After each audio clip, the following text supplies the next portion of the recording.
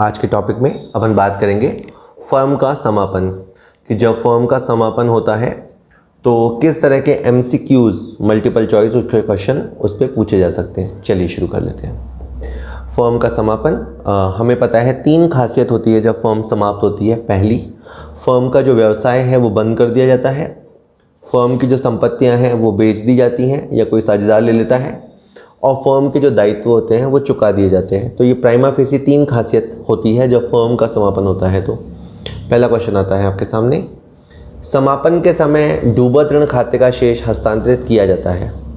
मतलब अगर समापन के समय पैसा डूब गया तो क्या करना? बहुत सिंपल है, डेटर को अपन ट्रांसफ़र करते हैं रियलाइजेशन अकाउंट में। तो मान लीजिए डेटर 60,000 के थे और उनसे 50,000 मिला, तो डेटर जो 60,000 है वो भी आपका वसूली खाते में जाएगा, जो 50,000 मिला वो भी वसूली खाते में जाएगा। तो ऑटोमेटिक जो बैड डेब्ट्स है, ऑटोमेटिक जो बैड डेब्ट्स है वो कहाँ चली गई? वो आपकी रियलाइजेशन अकाउंट में चली गई। तो इसका आंसर सी होगा, वसूली खाते में। ठीक है, थोड़ा मुश्किल था, बाकी अभी क्वेश्चन अच्छे भी आएंगे। चलिए, साझेदारी फर्म के विघटन पर हानियां सबसे पहले चुकाई जाएगी। मतलब क्या है, आप एक फर्म है उसे समाप्त कर रहे हो, फर्म समाप्त कर रहे हो तो आप संपत्तियां बेचोगे। अधिकतर आपको औने पौने दामों पे, उल्टे पुल्टे भावों पे प्रॉपर्टी बेचनी पड़ती है, तो नुकसान होता है। क्वेश्चन है कि वो नुकसान कैसे कवर होगा? तो सबसे पहले वो लाभों में से कवर होता है। होती कोशिश, आप कोशिश करना कि हानियाँ जो है, जो लाभ पड़े होते हैं प्रॉफिट एंड लॉस वगैरह, उसमें से कवर हो जाए। वो नहीं होंगे तो फिर आपका पूंजी में से कटेगा। तो इन्होंने कहा कि हानियाँ चुकाई जाएंगी लाभों में से, ऋण खाते में से, पूंजी में से, या साझेदारों के निजी साधनों से। तो देखिए, निजी साधनों से तो सबसे लास्ट में आखिरी ऑप्शन बचता है कि साझेदारों को पर्सनली पैसे चुकाने पड़े। सबसे पहले तो फर्म में जो प्रॉफिट अवेलेबल होते हैं उसी से फर्म की लॉसेस को कवर किया जाता है। तो इसका आंसर अ आएगा, लाभों में से। ठीक है, अगला क्वेश्चन आता है, फर्म के समापन पर ख्याति खाते को बंद करने के लिए हस्तांतरित किया जाता है। ये बड़ा इंटरेस्टिंग है। गुडविल, जनरली जो गुडविल होती है वो जाती है पार्टनर्स में। गुडविल खाते का जो DR शेष होता है उसे पार्टनर्स में राइट ऑफ कर दिया जाता है। लेकिन समापन के समय at the time of dissolution goodwill को ट्रांसफ़र किया जाता है वसूली खाते में। बाकी संपत्तियों की तरह गुडविल को भी वसूली खाते में ट्रांसफ़र किया जाता है। बाकायदा इसकी एंट्री लगती है realisation account DR to goodwill. जी हाँ, आप रियलाइजेशन को DR करेंगे और नीचे आ जाएगा गुडविल। इस तरह से आपको ट्रांसफ़र करना रहेगा। सर इसका आंसर है। चलिए, अगला क्वेश्चन आता है, गार्नर बनाम मर्रे नियम के अनुसार एक दिवालिया साझेदार की पूंजी की न्यूनतम शेष साहूकार साझेदारों में बांटी जाती है। देखिए, पहली बात तो ये समझ लीजिए कि गार्नर बनाम मर्रे, ये नियम का प्रयोग आपको तभी करना है, गार्नर बनाम मर्रे नियम का प्रयोग आपको तभी करना है जब फर्म का समापन हो रहा हो, फर्म का अंत हो रहा हो। ठीक है, और उनमें से कोई एक साझेदार दिवालिया हो। फर्म का समापन हो रहा हो, साथ ही साथ कोई एक साझेदार दिवालिया हो रहा हो। दिवालिया का मतलब ये कि हमने उसे जितने पैसे लाने के लिए कहे वो ला ना सके। सपोज C है, C को हमने कहा 50,000 आप लेके आओ और वो केवल 10,000 ही ला सकता है। तो ये जो 40,000 की हानि है वो कहलाएगी दिवालिया की हानि। ये दिवालिया की हानि को कौन वहन करेगा? अन्य साझेदार। अन्य साझेदार मतलब कौन? स्वस्थ साझेदार, साहूकार साझेदार। किस अनुपात में? पूंजी के अनुपात में। तो इसने क्वेश्चन कहा कि गार्नर बनाम मर्रे के नियम के अनुसार जब कोई साझेदार दिवालिया होता है तो उसकी कैपिटल में जो शेष कम है वो साहूकार साझेदारों में किस अनुपात में बांटा जाएगा? तो इसका आंसर है पूंजी के अनुपात में। नाउ द क्वेश्चन इज कि पूंजी कौन सी? पूंजी मतलब बैलेंस शीट जो अंत समय की होती है, उस समय की कैपिटल, जो आपकी लेटेस्ट बैलेंस शीट होती है, समापन के समय की लेटेस्ट बैलेंस शीट, वो वाली पूंजी। तो पहला ऑप्शन लाभ हानि अनुपात गलत, वर्ष के प्रारंभ का पूंजी अनुपात गलत, स वाला सही है। समापन के समय जो लाभ हानि होता है, वसूली खाते में जो लाभ हानि होता है, उससे ठीक पहले जो आपकी पूंजी होती है उस अनुपात में। तो इसका आंसर C आएगा। ये भी मुश्किल क्वेश्चन था। अगला क्वेश्चन है, जब गार्नर बनाम मर्रे नियम लागू होता है तो वसूली की हानि साझेदार वहन करेंगे। अब क्या होता है, कुछ बच्चे जैसे पढ़ाई नहीं करके जाते और या रट्टा लगा के जाते हैं तो वो देखते हैं गार्नर बनाम मर्रे नियम यानी पूंजी अनुपात।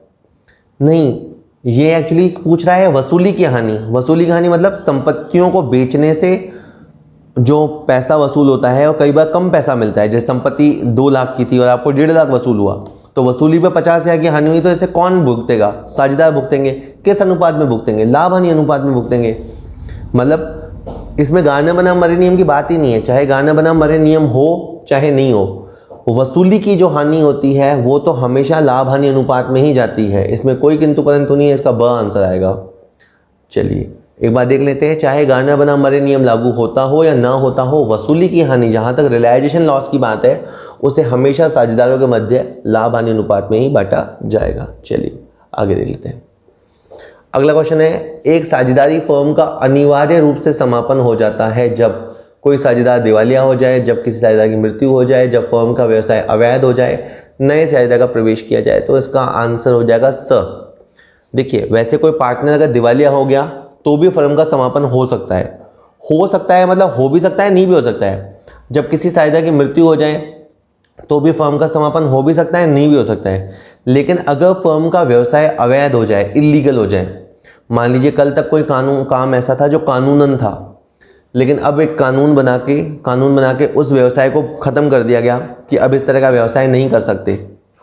मान लीजिए किसी चीज़ का एक्सपोर्ट करना पहले अलाउ था और बाद में एक्सपोर्ट बैन कर दिया जाए कि अब आप इस चीज़ का एक्सपोर्ट नहीं कर सकते। तो जैसे ही व्यवसाय अवैध हो जाता है तो फर्म का अनिवार्य कंपलसरी डिसॉल्यूशन होता है। क्वेश्चन ये पूछा गया था कि फर्म को कब आपको बंद करना ही पड़ेगा, तो सी आंसर बिल्कुल ठीक है कि जब फर्म का व्यवसाय ही इलीगल हो गया, क्योंकि आप कानून के दायरे में रह के कार्य करोगे तो आपका बिजनेस इलीगल होने पर फर्म का कंपलसरी डिसॉल्यूशन, अनिवार्य समापन हो जाएगा। चलिए अगला क्वेश्चन आता है, न्यायालय द्वारा एक साझेदारी फर्म का समापन कब किया जा सकता है? कई बार साझेदारों में से कोई एक जाकर न्यायालय में प्रार्थना करता है कि फर्म का समापन कर दिया जाए। ऐसा न्यायालय ऑर्डर कब देगा? किसी एक साझेदार की मृत्यु होने पर, किसी एक के दिवालिया होने पर, किसी एक साझेदार को फर्म में प्रवेश देने पर, या कोई साझेदार दुराचार का दोषी हो जाने पर। इसका आंसर डी आएगा। अगर कोई साझेदार दुराचार का दोषी है, मतलब उसकी हरकतें इस तरह की है कि फर्म की ख्याति को नुकसान पहुंचता है या साझेदारों की छवि खराब होती है, तो कोई साझेदार जो व्यथित हो, दुखी हो, वो न्यायालय को प्रार्थना करेगा और न्यायालय उसकी प्रार्थना पे, दुराचार के फिर बहुत सारे एग्जाम्पल हैं, बहुत सारे एग्जाम्पल गिवन हैं, तो उनमें से किसी एक का दोषी पाए जाने पर न्यायालय फर्म के समापन का आदेश दे सकता है। ठीक है जी। फर्म के समापन के मतलब बहुत सारे प्रकार होते हैं, अनिवार्य समापन, स्वेच्छा से समापन, न्यायालय द्वारा समापन, इस तरह से। चलिए, किसी साझेदारी फर्म के विघटन पर लेखा पुस्तकें बंद करने हेतु खाता खोला जाता है। ये तो बड़ा आसान और बड़ा वाजिब क्वेश्चन है कि अगर एक फर्म है, उसका समापन हो रहा है, तो समापन के समय हम करते क्या हैं? जो भी हमारे खाते खुले हुए हैं, जो भी हमारे पास बैलेंस शीट में खाते खुले हुए हैं, उन सबको हम क्लोज करते हैं, उन सबको ट्रांसफ़र करते हैं। कहाँ ट्रांसफ़र करते हैं? वसूली खाते में। तो इसका आंसर आएगा अ, वसूली खाता। रियलाइजेशन अकाउंट में, रियलाइजेशन अकाउंट हम ओपन करते हैं, सारे असेट और लायबिलिटीज़ को वहाँ ट्रांसफ़र करते हैं। ठीक है, सारा काम एक जगह से मिट जाता है। अगला क्वेश्चन है, वसूली खाते की प्रकृति कैसे होती है? देखिए, आप उसमें संपत्ति ट्रांसफ़र करेंगे, फिर वसूली करेंगे, दायित्व ट्रांसफ़र करेंगे और भुगतान करेंगे। इस दौरान लाभ हानि होगी। तो वसूली खाते से लाभ हानि का पता लगता है। हर वो खाता जिससे लाभ हानि का पता लगता है वो आपका नाम मात्र का खाता होता है। इसका आंसर सी आएगा, नाम मात्र के खाते की प्रकृति। ठीक है, नॉमिनल अकाउंट वैसे बताता है हिंट में, जो भी खाता लाभ हानि को जन्म देता है या लाभ हानि को प्रदर्शित करता है वो नाम मात्र की प्रकृति का ही होता है। चलिए अगला क्वेश्चन आता है, फर्म के समापन पर बैंक ओवरड्राफ्ट खाते का क्या करते हैं? बैंक ओवरड्राफ्ट लाइट साइड में होगा। तो अब इसमें दो अप्रोचेज़ हैं कि ओवरड्राफ्ट को आप चाहो तो वसूली खाते में भी डाल सकते हो और चाहो तो बैंक ओवरड्राफ्ट मतलब बैंक का सीआर बैलेंस, तो इसे आप सीआर साइड में भी दिखा सकते हो। तो यानी इसे आप बैंक खाते कहीं ट्रांसफ़र मत करो, बैंक खाते के क्रेडिट पक्ष पे दिखा दो। बैंक ओवरड्राफ्ट मतलब बैंक का सीआर नेचर, तो या तो इसे बैंक के सीआर खाते पे दिखा दो या फिर वसूली खाते के सीआर में दिखा दो। इस क्वेश्चन में ए ऑप्शन तो बिल्कुल गलत है, बी ऑप्शन हो सकता है और डी ऑप्शन हो सकता है। इन दोनों में से ज़्यादा ऑप्शन अच्छा डी है। ठीक है, बैंक ओवरड्राफ्ट को कहीं ट्रांसफ़र करने की ज़रूरत नहीं है, उसे आप बैंक खाते के सीआर पक्ष पे दिखा दीजिए। डी ज़्यादा सही आंसर है। चलिए हिंट, वैकल्पिक रूप से इसे वैसे वसूली खाते के क्रेडिट पक्ष में भी दिखा सकते हैं। बाय द वे अगर डी ऑप्शन नहीं होता तो फिर मैं बी ऑप्शन बोल देता। चलिए अगला क्वेश्चन है, फर्म के लेनदार द्वारा फर्म का फर्नीचर लेकर अपने ऋण को चुकता करने पर उसका लेखा। जैसे मान लो हमारे पास फर्नीचर है 10,000 का और कोई क्रेडिटर है वो हमारे पे पैसे मांगता है, तो उसने कहा मुझे फर्नीचर दे दो और हमने उसे दे दिया, तो अब समापन के समय इसकी कोई एंट्री नहीं होती। आम दिनों में भले ही हम फर्नीचर देते तो फर्नीचर CR होता, क्रेडिटर DR होता और एंट्री लगती creditor account DR to furniture, ये एंट्री लगती आम दिनों में क्रेडिटर टू फर्नीचर। लेकिन अगर मैं बात करूं फर्म के समापन का समय है, समापन के समय आपको ऐसा कुछ नहीं करना, नो एंट्री। ठीक है, मैं अभी इसको हिंट में और समझा दूंगा। इसमें आंसर होगा, इसने कहा कि उसका लेखा फर्म की पुस्तकों में नहीं होगा, डेबिट में होगा, क्रेडिट में होगा, उपरोक्त सभी अशुद्ध है, तो ए आंसर है, इसका लेखा फर्म की पुस्तकों में नहीं होगा। ए आंसर सही है। हिंट, अगर कोई संपत्ति किसी लेनदार को दे दी जाती है या किसी दायित्व के भुगतान हेतु यूज़ की जाती है तो उसके लिए कोई प्रविष्टि नहीं की जाती, क्योंकि वैसे ही दोनों खाते रियलाइजेशन में ट्रांसफ़र कर चुके। फर्नीचर को आप ट्रांसफ़र कर चुके, क्रेडिटर को आप ट्रांसफ़र कर चुके। अब हमें अगर फर्नीचर को ले जाता है कोई क्रेडिटर तो हमें कोई एंट्री करने की ज़रूरत नहीं है। ठीक है, चलिए अगला क्वेश्चन है, एक फर्म के समापन पर साझेदारों का टोटल कैपिटल बैलेंस 4 लाख है, क्रेडिटर 3 लाख है, रोकड़ का शेष 20,000 है और विविध संपत्तियों का विक्रय करने पर 180,000 वसूल हुए, तो वसूली की हानि कितनी होगी। बहुत ही अच्छा क्वेश्चन है। देखिए आप एक बैलेंस शीट बना लो, बैलेंस शीट में आप दिखाओ कैपिटल 4 लाख, क्रेडिटर 3 लाख, तो 4 लाख और 3 लाख हो गया 7 लाख, तो आपके बैलेंस शीट में हो गया 7 लाख और आपके पास कैश कितना है 20,000, तो आपके असेट कितने हुए 680। लाइबिलिटी साइड की टोटल 7 लाख, 20,000 काट के आपके पास असेट जो है वो हुए 680 के और आपने विक्रय किया 180, 680 180, तो 5 लाख का नुकसान होगा। तो इसका आंसर ब आ जाएगा, वसूली पे आपको 5 लाख की हानि होगी। आंसर देख ले हैं। बैलेंस शीट बनाने से पता लगेगा कि टोटल असेट 7 लाख के हैं और कैश के अलावा 6,80,000 की विविध संपत्तियां हैं जिनके विक्रय से मात्र 1,80,000 वसूल हुआ है, अतः हानि आपको 5 लाख रुपए की होगी। ठीक है, चलिए हो गया है ना। अगला क्वेश्चन, फर्म के एक साझेदार की दुर्घटना में मृत्यु हो जाने पर, अगर एक्सीडेंट के अंदर कोई पार्टनर मर गया तो क्या होगा। साझेदारी का समापन हो जाता है, साझेदारी फर्म का समापन नहीं हो सकता, साझेदारी और फर्म दोनों का समापन हो सकता है, साझेदारी और फर्म दोनों का समापन नहीं हो सकता है। देखिए ए आंसर तो सही है वैसे, भाई अगर ABC में से C की डेथ हो गई तो साझेदारी तो समाप्त हो गई, लेकिन फर्म का समापन अनिवार्य नहीं है, क्योंकि A और B हो सकता है फर्म को कंटिन्यू रखें और हो सकता है वो बंद कर दें। मतलब साझेदारी का समापन तो हो जाएगा लेकिन फर्म का समापन हो भी सकता है, नहीं भी हो सकता है। अब एग्जैक्ट इन्होंने ऐसा आंसर नहीं दिया है, तो इसमें से C आंसर ठीक है कि साझेदारी और फर्म दोनों का समापन हो सकता है, पर मैं वैसे से कह रहा हूँ कि सही आंसर ये है कि साझेदारी का समापन तो हो जाता है और फर्म का समापन हो भी सकता है, नहीं भी हो सकता है। ठीक है, अब जैसे ए ऑप्शन, अगर अपन खाली ए ऑप्शन को लिखते हैं, जब अपन ए ऑप्शन सेलेक्ट करते हैं तो इसका मतलब है कि अपन BCD को गलत ठहरा रहे हैं। तो अब B साझेदारी फर्म का समापन नहीं हो सकता है, तो साझेदारी फर्म का समापन हो तो सकता ही है। ठीक है, और साझेदारी और फर्म दोनों का समापन हो सकता है, बिल्कुल हो सकता है। तो C आप आंसर याद कर लीजिए, इसका ज़्यादा कंफ्यूज नहीं करते। अगला क्वेश्चन आता है, एक साझेदारी फर्म के समापन पर वसूली व्यय का भुगतान C के द्वारा किया गया, इसकी क्या जर्नल एंट्री होगी। समापन होगा, संपत्तियां बेचेंगे तो बहुत सारा खर्चा होता है, खर्चा होगा तो कैश जाएगा, कैश जाएगा तो एंट्री बनेगी रियलाइजेशन टू कैश।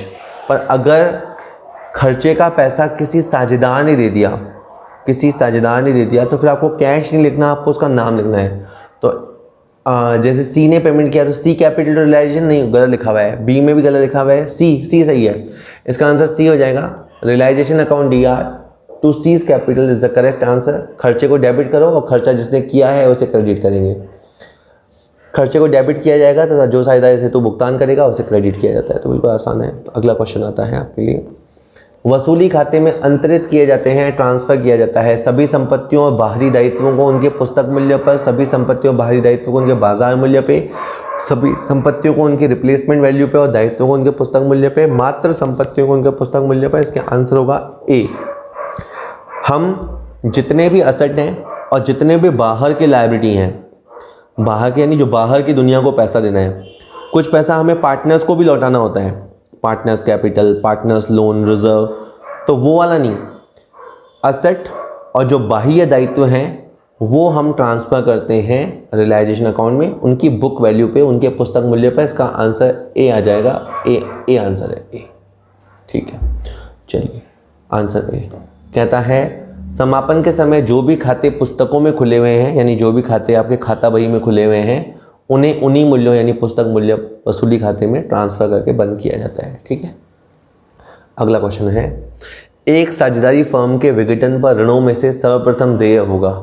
किसी साझेदार का ऋण, सुरक्षित बाह्य ऋण, साझेदार की पूंजी का भुगतान, कोई नहीं।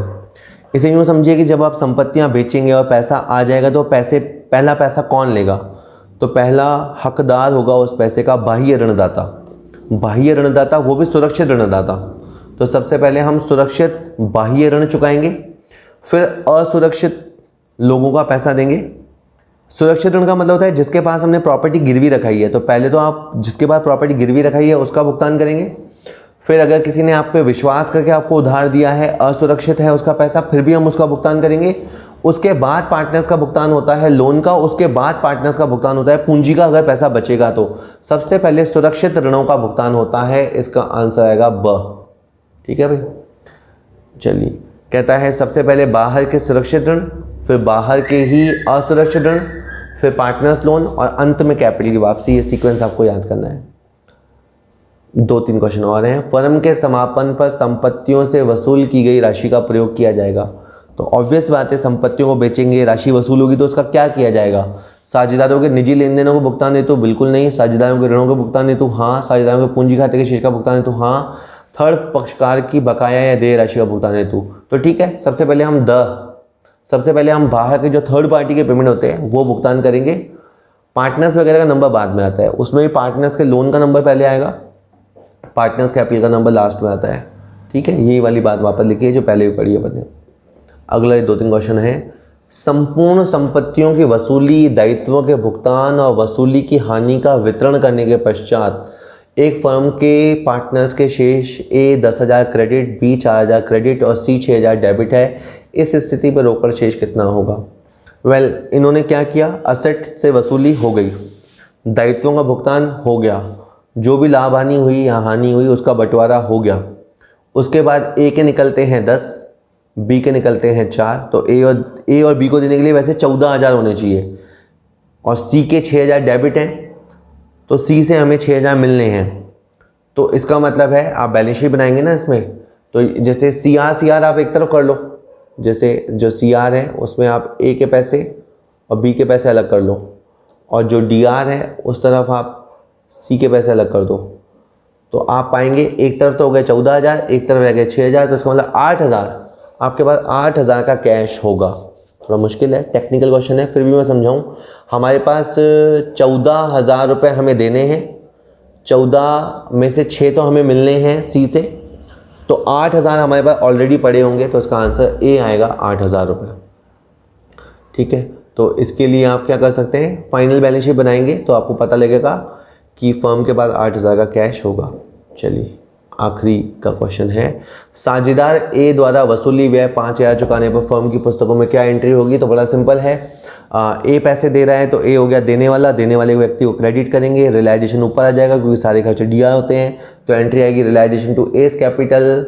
ए ऑप्शन सही है, बाकी में बी में गड़बड़ है, सी में गड़बड़ है, बाकी सब में गड़बड़ है, ए सही है। ठीक है जी, चलिए उसके बाद अगर बात करें अपन, एक लास्ट क्वेश्चन आता है, फर्म के समापन में ख्याति खाते के शेष को अंतरित किया जाता है। रिपीट हो गया है, गुडविल अकाउंट मैंने पहले भी बताया, इसे हम रियलाइजेशन में डालेंगे, जैसे हम बाकी संपत्तियों को रियलाइजेशन में डालते हैं, इस गुडविल को भी हम रियलाइजेशन में ही डालेंगे। इसका आंसर सी हो जाएगा। चलिए कहता है वैसे तो पुरानी गुडविल पार्टनर्स के खाते में जाती है, परंतु जब समापन का समय होता है, फर्म का समापन का समय होता है, तो अन्य संपत्तियों की तरह इसे भी वसूली खाते में अंतरित करते हैं। चलिए हो गया है ख़त्म, इसे आप अच्छे से देखिएगा। Thank you very much.